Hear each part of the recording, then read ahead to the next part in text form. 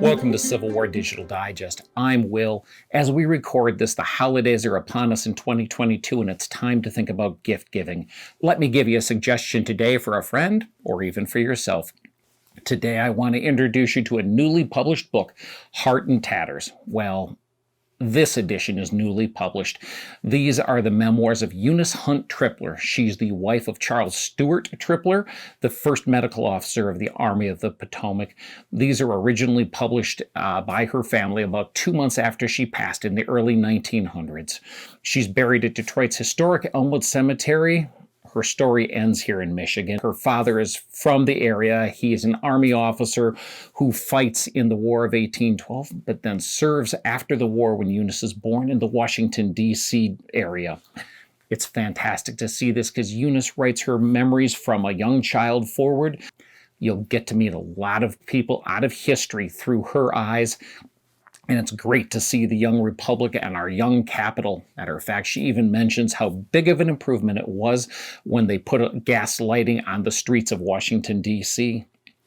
You will meet Jefferson Davis briefly. You will meet Robert E. Lee quickly. You will meet mentions of General Grant. You will meet Abraham and Mrs. Lincoln. There are so many people that Eunice or her husband interacted with, and these are part of this story.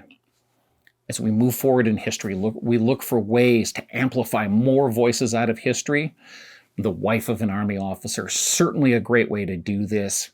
Eunice was wonderfully her own human being, and there's times if she doesn't like something, it'll be cloaked by the late 19th, early 20th century world, but not cloaked very far. When she was a young girl, an Army officer once told her how she would be a great wife and commented on her skills at being a wife. And you can tell that Eunice did not take kindly to this, and you see the strength this woman has. It's a strength that'll drive her forward as her husband goes to the war with Mexico.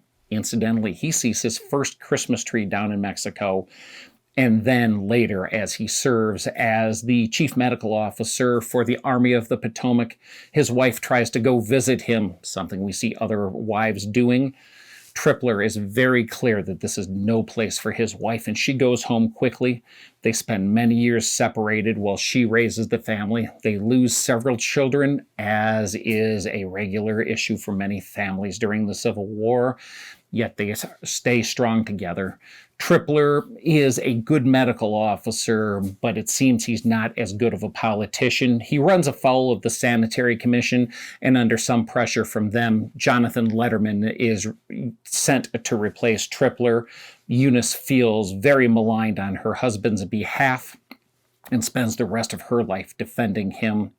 Tripler will die in 1866 of cancer. Eunice will live past the turn of the century, and she'll spend that time continuing to fight for her husband's legacy. And the original book, which this is annotated from, is a part of that effort.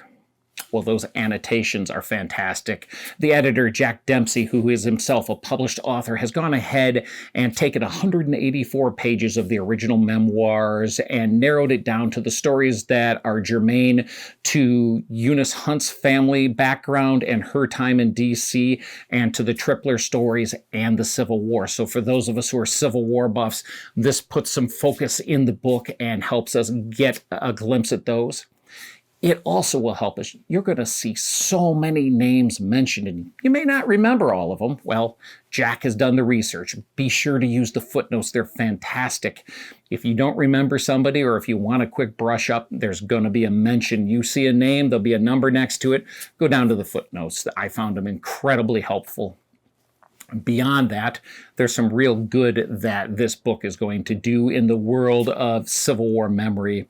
In Michigan, a commission has started to raise money for a monument at Antietam on ground that's already been purchased to remember the men from Michigan. It's something that's not done on or near that field yet, and all proceeds from the sale of this book will go there. I'll go ahead and, in full disclosure, I'm a member of that board, as is Jack Dempsey, the editor of this book. That said, I'm proud to introduce Eunice Hunt Tripler to you, and I'm proud to share more work from my friend Jack. For now, We hope you have a great holiday season. You might think if you've got a Civil War buff, if you've got somebody who's a fan of what women did during the Civil War, if you have somebody who's interested in name dropping during the Civil War or interested in the medical department, all of this would give you a reason to look at this book and purchase it for them for the holiday, or just get a copy for your own library. For now, I hope this introduced you to another part of Civil War history that we don't always see, and we'll see you a couple of weeks down the road.